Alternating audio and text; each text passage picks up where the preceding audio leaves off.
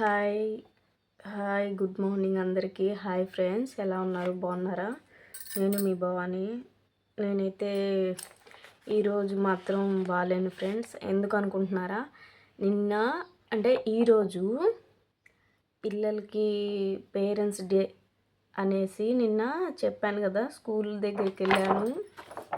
వాళ్ళకి ఏమైనా స్టెప్స్ పోతే నేర్పించాలని వెళ్ళాను. వెళ్ళిన తర్వాత 1-2 స్టెప్స్ అయితే నేర్పించాను. తర్వాత ఏంటంటే కాలు ఎక్కువగా నొప్పి పుట్టింది ఫ్రెండ్స్. ఎందుకంటే అక్కడ స్కూల్ బెంచీలు సైడ్కి జరపాలని బెంచీ వెయిట్ ఎక్కువ పట్టేసరికి ఇక్కడ మోకాలనేసి అలా పట్టేసింది. చాలా పెయిన్ వచ్చింది. ఇక నేను ఏంటి ఇంత పెయిన్ వచ్చిందని చెప్పేసి, అంటే నాకు 2 months నుంచి లైట్గా వస్తుంది పోతుంది. నేను ఏముందిలే అని వదిలేశాను. తర్వాత బాగా పెయిన్ వచ్చింది. ఇక నైట్ మా ఆయన హాస్పిటల్కి వెళ్ళాను.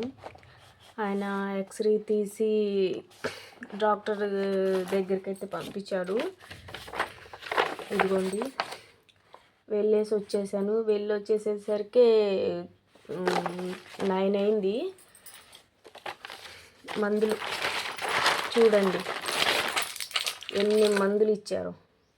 అన్నం తినక్కర్లేదు, ఇవే తినేస్తాను. నేను ఏంటంటే ఇంజక్షన్లు ఎన్నైనా భరిస్తాను ఓపికగాని ఫ్రెండ్స్, కానీ ట్యాబ్లెట్లు మింగాలంటే మాత్రం నాకు తల ప్రాణం తొక్కొచ్చేసిద్ది అనుకోండి. ఇవి ఎక్కువ మింగలేను నేను. ఇచ్చేశారు, ముందు కూర్చొని ఉన్నాను. ఒకసారి ఫ్రెండ్స్తో మాట్లాడదామని వీడియో తీస్తున్నాను ఫ్రెండ్స్. మీరైతే ఎప్పుడైనా సరే వెంటనే ఏదైనా మోకాలు పెయిన్ అన్నా ఏదైనా బెనికినా ఎమ్మటైతే వెళ్ళండి. నాలాగైతే లేట్ చేయకండి. ఆయన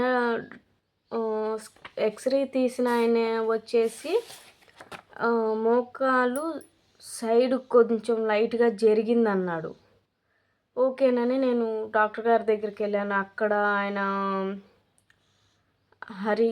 హరికృష్ణ గారు డాక్టర్ గారు, అక్కడ ఆయన చూసేసి మోకాలు లైట్గా 20%, 25% అరిగింది, స్టార్టింగ్ ఇదే అన్నాడు. నాకైతే ఆయన ఏజ్ అడిగాడు. 26, 25 ఏజ్ నాదన్నాను. 25 ఏజ్కే మోకాలు అరిగిద్దా అన్నాడు. నేనైతే ఏ పనికి వెళ్ళను ఫ్రెండ్స్. లేదు డైలీ వాకింగ్కైనా అలా అనుకున్నా, అలా వెళ్ళను. ఎప్పుడు చూసినా ఇంట్లో పనులతోటి నాకు సరిపోతుంది. ఆయనైతే చూసేసి నాకైతే టెన్షన్ వచ్చేసింది. ఇంకా మోకాలు ఉంటేనే నడుస్తాం కదా ఫ్రెండ్స్, లేకపోతే ఎలా నడుస్తాం చెప్పండి. నాకైతే కళ్ళమ్మటి నీళ్ళు అయితే వచ్చేసాయి. ఇక ఎంతప్పటికీ ఇక తప్పదు కదా, టైం బాగాలేనప్పుడు ఏం చేస్తాం. ఇదైతే ఎక్స్రే తీశాడు, చూపిస్తాను చూడండి. బాగా అంటే బాగా పెయిన్ వచ్చింది ఫ్రెండ్స్, లేకపోతే నేనైతే వెళ్ళను. ఇదిగోండి, కనిపిస్తుందా?